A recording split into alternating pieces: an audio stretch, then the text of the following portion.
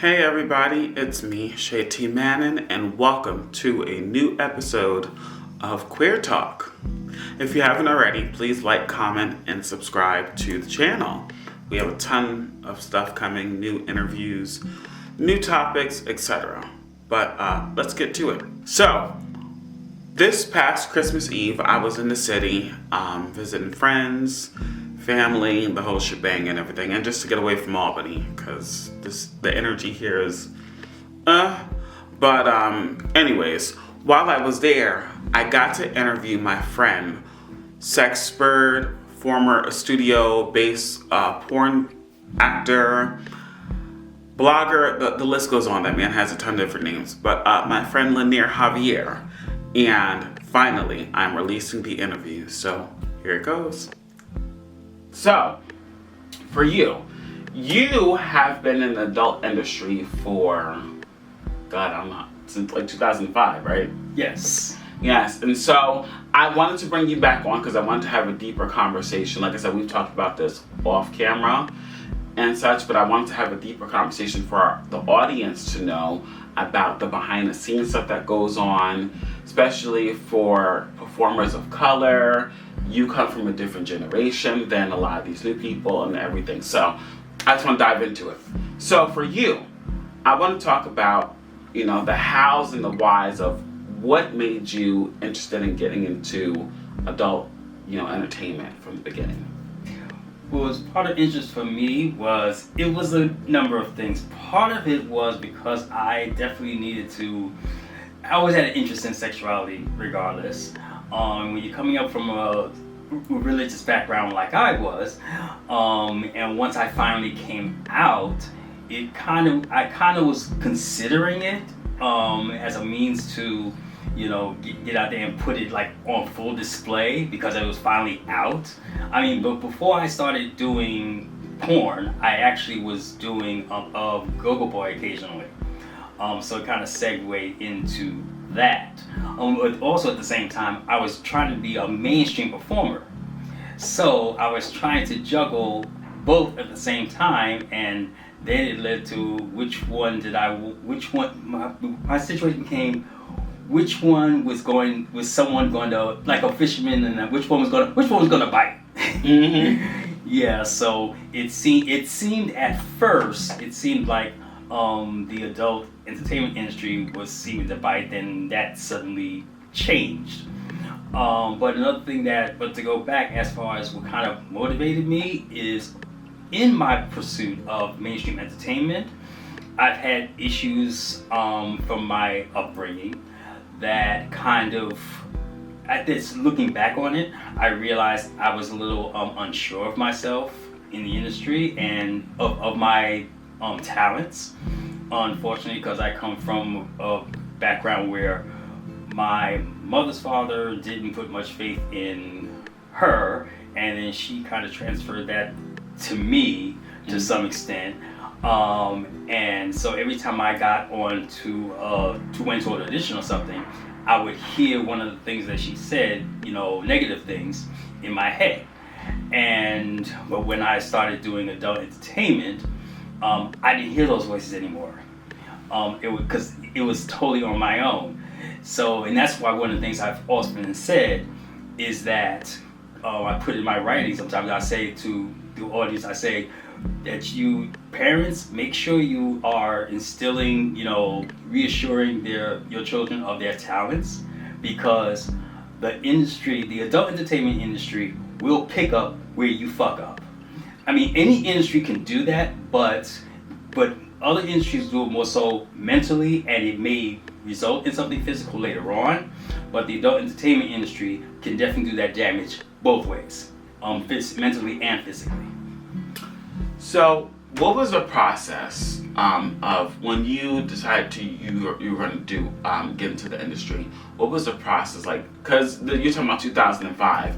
I would imagine that it was a little like you had to go through like agencies or whatnot and like submit like photos and resumes, or kind of like how we used to do. Because I'm an actor, so like I've acted in like HBO shows and stuff like that. So how we did it was we had to actually submit our resume, our headshots and everything. I'd imagine back in 2005, it was kind of like similar.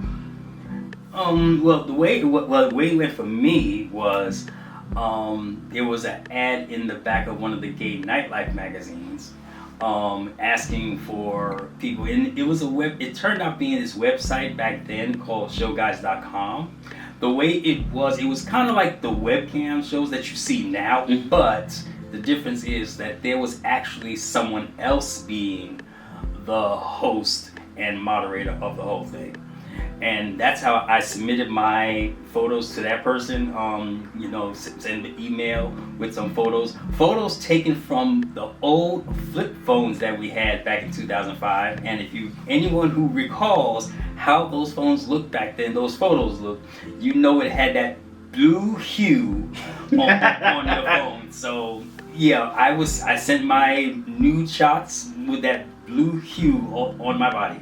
I'm not gonna lie, I kind of miss the flip phone. Like, even though like I like the convenience of the touch screens and smartphones, that shit gets annoying after a while, and I'll be missing the flip phone. Like, give me the fucking flip phone again. Like, I just, it was simple, and then it also, I feel like it would give me a break from social media and all that stuff. Yeah. Just give me the quick flip phone. But going back into that. So okay, so then, what was like the first gig you did? The first gig I ever did was actually one day after my 34th birthday. It was for that very website. It was me doing a solo show. Mm. Yep, that was it. Now, was this before or after the infamous thing where you wrote an article was like a night of 1,000 pop cherries or something like that? Oh no, that was the night I lost my virginity. Okay. Yeah. Now that was after. This obviously was after. That was right? 3. Yeah. So I lost my virginity on the exact date, February 10th, 2002. The fact that you remember that shit is. It's like because I remember mine too. Yeah.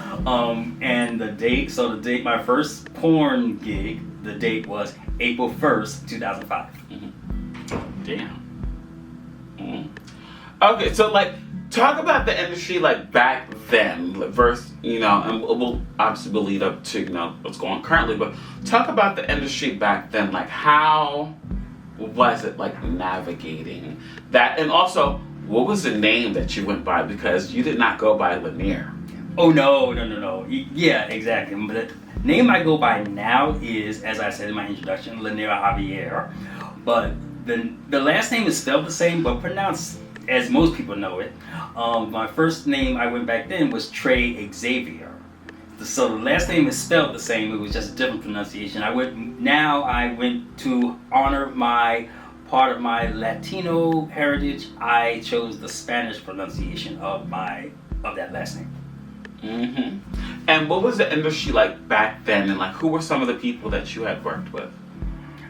A lot of the people who I worked with, are no longer in the business actually. I just have, but some of the people who are still, floating around in the industry as producers or directors, whatever. Some of them, I haven't really dealt with them heavily, but you've kind of locked horns because of some of me calling them out on the racism and whatnot that has transpired in the industry. Like Chi LaRue, and Michael Lucas, definitely we have locked horns. So yeah, those are the people who I guess currently that are names floating around who I've had issues with. But as far as anybody else, no. I'm trying to think. Never mind. Yeah, we don't. Because if you want to know about that tea, you can go read the blogs that LeNair writes and everything, which will give you the information at the end of the episode. But yeah, so I want to, again, go back into the thing because I want to paint a picture for people, because nowadays everybody is, OnlyFans kind of like have saturated the market in a sense. Oh God, yeah. So like that. So I want to give people a perspective of what it was like back in 2005, and this is also, the era of for those of us in the gay community, we of Castro Supreme, Moye.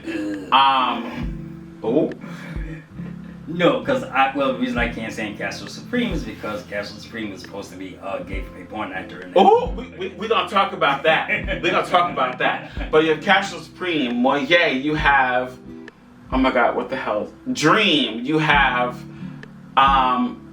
was it Tiger Tyson? And all of those. You know, that was, Dog Pound USA. That's all that era of the black and Latino, porn stars and whatnot. But I want to talk about of that era, like what was it like for, cause to get people behind the scenes and how navigating that. That was the question I was trying to get to. The way people did it back then was you pretty much just email. You go to the porn website, and they would always have like model casting, interested in model. You would click on the thing and put in like what your interests are, what type of guy you like, whatever, and then they would ask you for photos, and you would submit that way, and then they would respond to you. What it wound up being for me at first, that was kind of going back to where I was saying which one was going to bite. At first, it seemed like there was some interest in me. But part of the reason I kind of got into the business for myself was also because I wanted to break a glass ceiling, because in regards to interracial porn, because in a lot of interracial porn over the years, over the decades, you don't see many black guys being a bottom in a scene. So I was trying to get in the industry to break that glass ceiling, because was more reflective of my interracial sex off camera. I was more comfortable being a bottom, and I wound up with a lot of white partners who were my top. So I was trying to reflect that on the screen, because they got this whole hashtag that they try to use now, representation matters, but they only put it towards white people. Mm-hmm. or the white passing Latinos and whatnot, which to me, that's not real representation. When we say representation, we mean all hues and shades of POC, including us into the conversations and into the scenes, etc. and whatnot. Yeah, so that's how you got on into the business back then. And at first, people seemed a little interested, but I guess I made the little mistake of being a little too confident, because it seemed to fall back when at one point I was getting comfortable with, so comfortable that I revealed my actual age, because a lot of people don't think I'm as old as I actually am, even back then. So let's touch on that. So when you did start, into the industry, how old were you? I was 30. Porn part, I was 34. Okay. And so, which then goes into the ageism thing within our community, especially which I'm on gay porn and just, the gay community, ageism. It's a whole fucking mess. But like, honestly, for most of our community, and you can attest to this, by the time you hit about 25, you're sent off to the fucking to pasture. You're old, bitch. You're dead. You're an elder. Which honestly, nowadays, to me, that's a blessing, and I'm sure it's a blessing to you, because many of our young community members were not even making it. And I'm in my 30s now. I'll be 32 in March.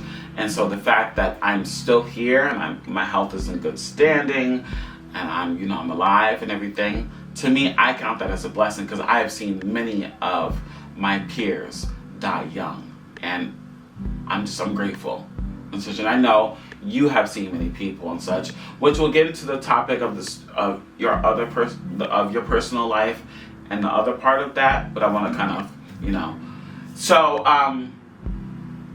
going back to what you said you were in your 30s when you had gotten into this industry. Yeah. How was that, part? Oh, well, that's the thing. I was kind of banking on the fact that to a lot of people, I did not look my age. So I was kind of banking on that, and that's why even most of my studio-based porn career, I got paired with people that if you put us side by side, you know, they would think that my scene partner was the younger one, but in that, they would think I'm the younger one, but in actuality, my scene partner was the younger one. Mm-hmm. So I was kind of banking on that, but the problem is the racism, and part of the racism in the industry, just like in society, they'll look for any excuse to create that double standard.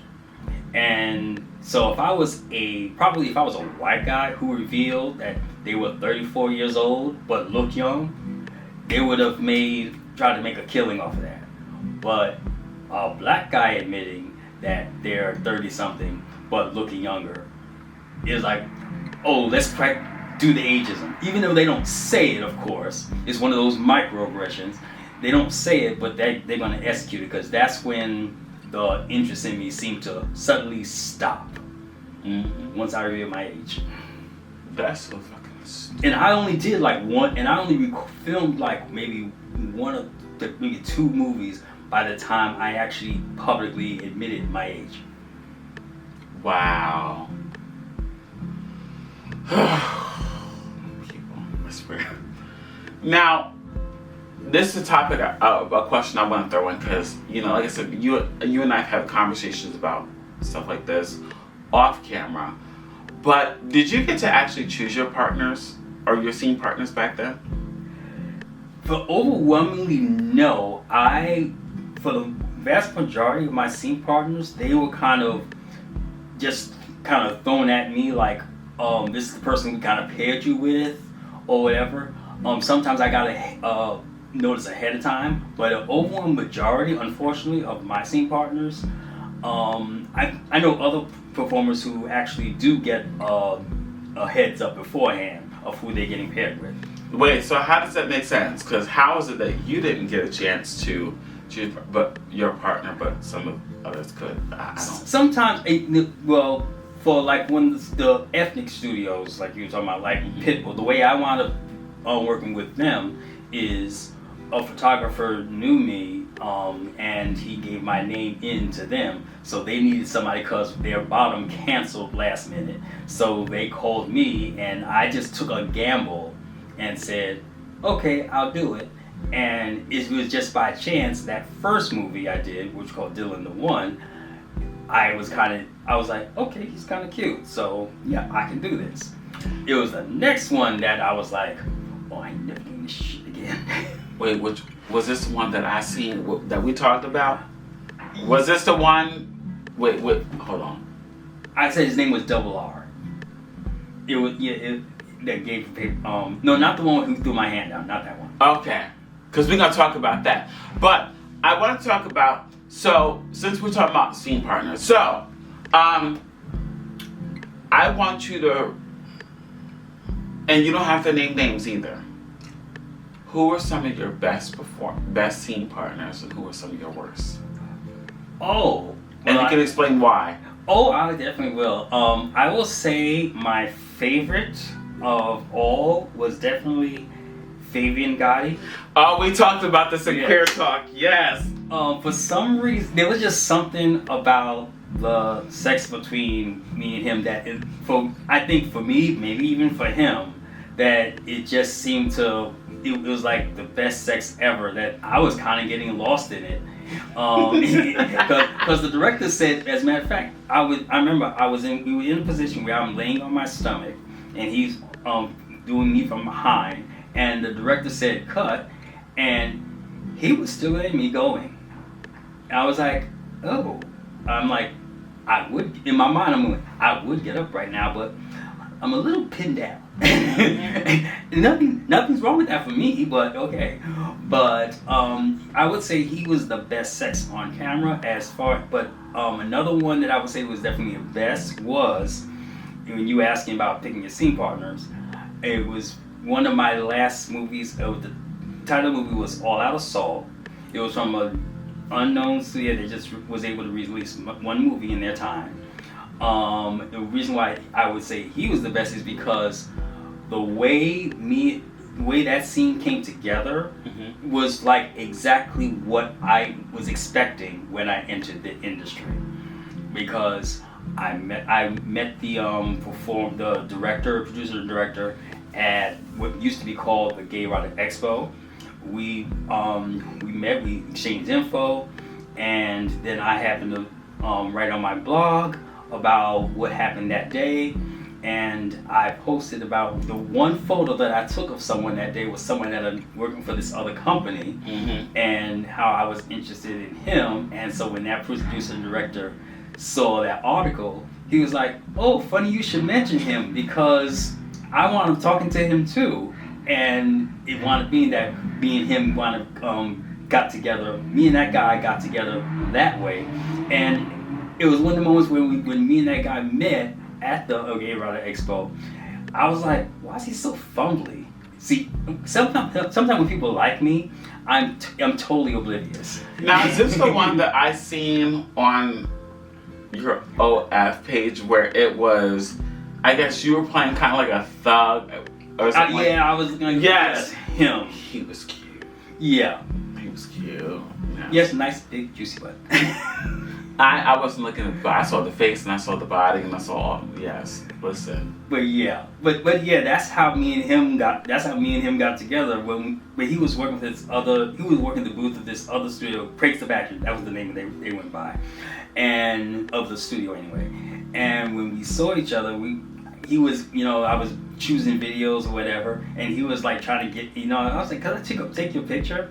And so when I took his picture, he was getting all fumbly, and I'm like, he's cute, but what the hell wrong with him? Then I realized, duh, he likes you. I mean, I seen the whole video, and it worked. And whatnot. So that was the fact that was the way that came together. Like I said, it came the way that when I entered the industry, that I felt the industry should work in that way.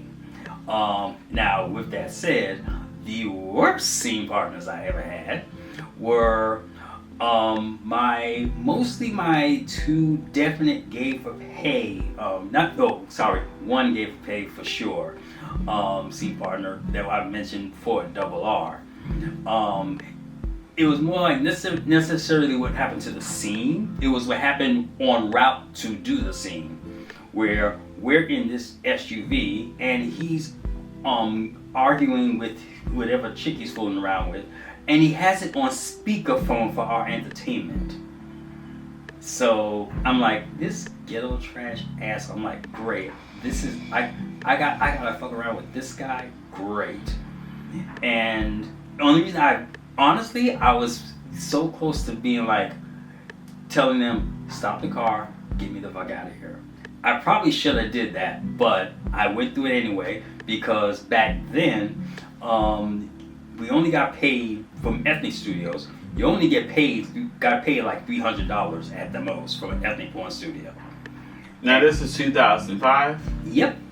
I wouldn't be surprised if it was the same thing like that today. Oh hell no, if it's like that today, nah. But yeah, and back then, cell phone bills cost around that much. Your monthly cell phone bill could come to like $200. Oh my God. Well, then. Yeah, like I said, 20 years ago, yes. So I kind of needed the money. Because my cell phone was about to go off. So that's the only reason I sucked it up.